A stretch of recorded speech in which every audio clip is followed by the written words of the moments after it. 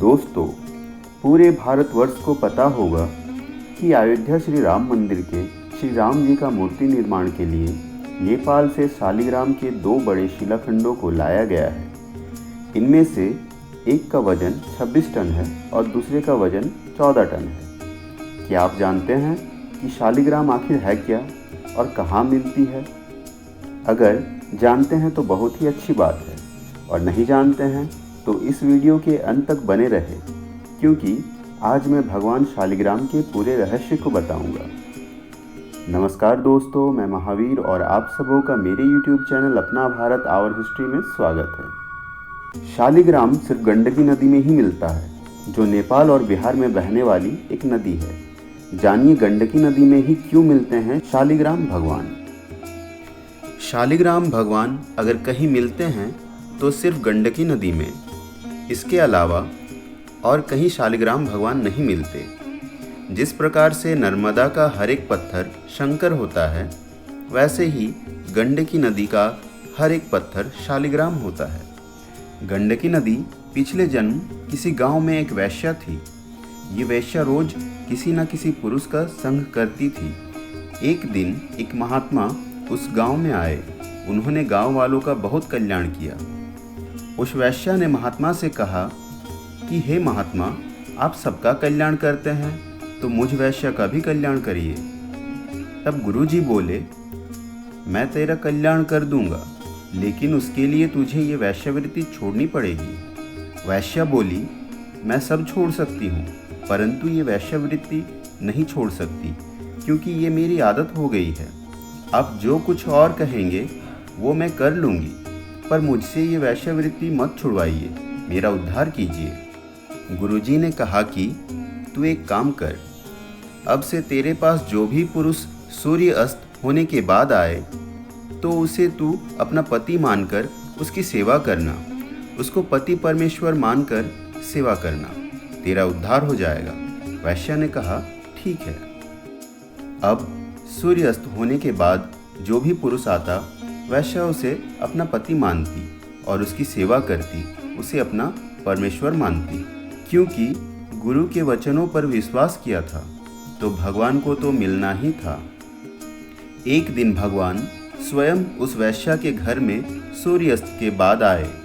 साधारण पुरुष बनकर जब भगवान आए तब वैश्या ने वही व्यवहार किया जो बाकियों के साथ करती थी। उनकी पति जैसी सेवा करी, चरण धोए, भोजन कराया, पांव दबाना आदि। लेकिन भगवान तो थोड़े नटखट ही हैं। भगवान ने सुबह 4 बजे होते ही बोला कि मेरे सिर में दर्द हो रहा है। तो वैश्या बोली कि मैं वैद्य को लेकर आती हूँ। भगवान बोले कि तुम कहीं मत जाओ, और देखते देखते भगवान के प्राण निकल गए। भगवान ने मरने का नाटक किया। अब वैश्या ने सोचा कि ये तो मेरा पति था, अब तो मुझे सती होना है। सुबह गांव वालों को खबर लगी कि वैश्या के घर में कोई पुरुष मर गया है। गांव वालों ने अर्थी तैयार की, भगवान को लेटाया और ले जाने लगे। अब वैश्या भी इस अर्थी के साथ 16 श्रृंगार कर पीछे पीछे जाने लगी। गांव वालों ने पूछा कि तुम क्यों आ रही हो? तो वैश्या बोली कि मेरा पति मर गया है तो मैं इसकी सती बनूंगी। गांव वाले हंसने लगे। वैश्या चिता के ऊपर बैठ गई और बोली, इस पर आग मत लगाना। इसने भगवान का सिर अपनी गोद पे रखा और ईश्वर से प्रार्थना करने लगी कि हे प्रभु, मैंने जब से गुरु वचनों पर विश्वास किया तब से लेकर आज तक यदि मैंने अपने पति के सिवा किसी भी पुरुष को ना देखा हो, आग लग जाए। देखते ही देखते आग लग गई। जब आग लग गई तब भगवान ने आंखें खोली और देखा कि उस वैश्या का शरीर जलने लगा है। तब भगवान प्रकट हो गए और बोले कि मैं तेरी परीक्षा ले रहा था और तू सफल हो गई। भगवान ने बोला कि अब तू वरदान मांग। वैश्या बोली, यदि देना ही है तो आज मैं जीवन में सबसे ज़्यादा खुश हूँ, क्योंकि भगवान का सिर मेरी गोद में है। आज मैं आपसे वरदान चाहती हूँ कि आज जैसे आपका सिर मेरी गोद में है, वैसे ही आप सदा सदा के लिए मेरी गोद में रहे। यही मेरी प्रार्थना है। और यह कहकर गंडकी की आंखों से आंसू निकलते हैं। वह अपने पति के प्रेम में या कहें कि भगवान के प्रेम में इतना लीन थी कि उसका शरीर पूरा पानी बन गया। यही फिर गंडकी नदी हो गई और फिर भगवान बोले कि मैं सदा शालिग्राम बनकर तेरी गोद में रहूँगा। शालिग्राम को बनाया तो तुलसी ने था या कहे वृंदा ने, लेकिन वो शालिग्राम रहेंगे कहाँ, यह गंडकी ने निर्धारित कर दिया। नमस्कार दोस्तों, तो यह थी भगवान श्री शालिग्राम जी का रहस्य।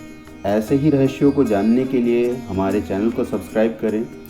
वीडियो पसंद आए तो वीडियो को लाइक करें और बेल आइकन को प्रेस करें ताकि हमारे नए वीडियो की नोटिफिकेशन आप तक जल्द से जल्द पहुँचे।